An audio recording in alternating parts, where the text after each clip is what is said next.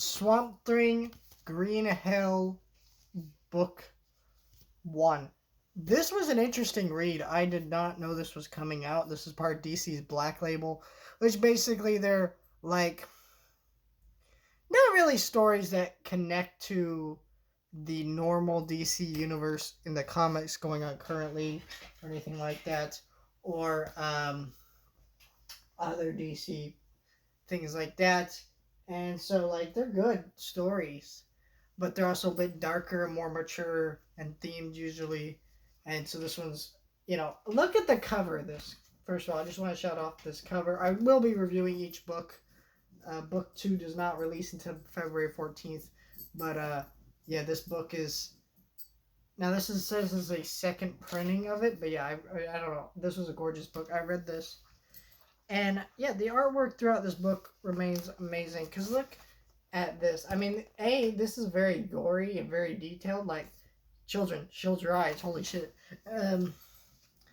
But yeah, I guess mild spoilers for this book in this video. I mean, I'm going to talk spoilers, but there isn't a lot to spoil. Basically, we're introduced to this dude. He lives on this island with his daughter.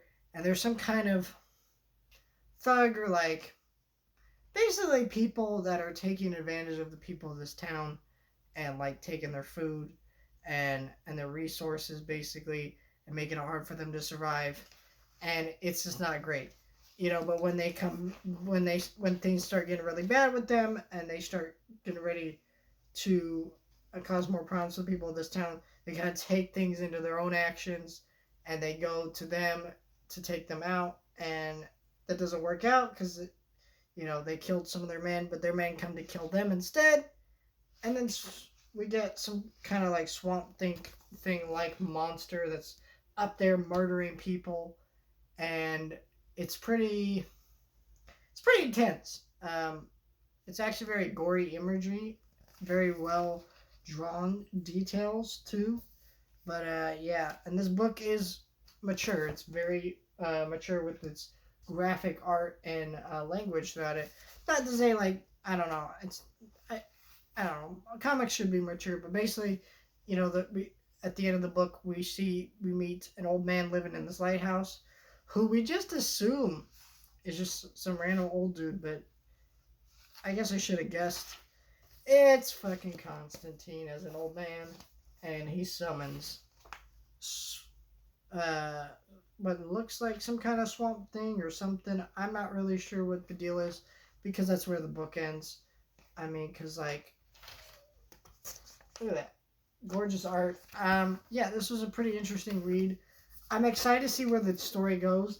I don't have a lot to say here because the story just kind of ends here. It's some of these books sometimes where you read them and you're going, why did they need to split this into another book, if that makes sense? They really didn't. This is a story that could have just all been fit into one book, but hey, whatever keeps those collectors reading, right? I do appreciate that with these kind of books, though, because it allows you to really appreciate the art and details of it and get these amazing covers like this that if this didn't have that cover, probably would have never read it, but because I did, I ended up really enjoying this great DC story of like this swamp thing murdering people, that I'm engaged in the mystery of what's going on in this town and the characters and things like that. Not to say there's a lot of that, but there's definitely some things going down that have me interested in what's going on here. Why did Veronica, the little girl in the story, why did her father keep her away from the lighthouse for so long? Did he know about Constantine or not? Did he have some kind of things with Constantine? Is it called Green Hell because we're going to hell at some point? I don't know. It's pretty interesting. So, very interesting read. If you really like Swamp Thing and you really like darker DC stories, worth a definite read. And book 2 will be out soon.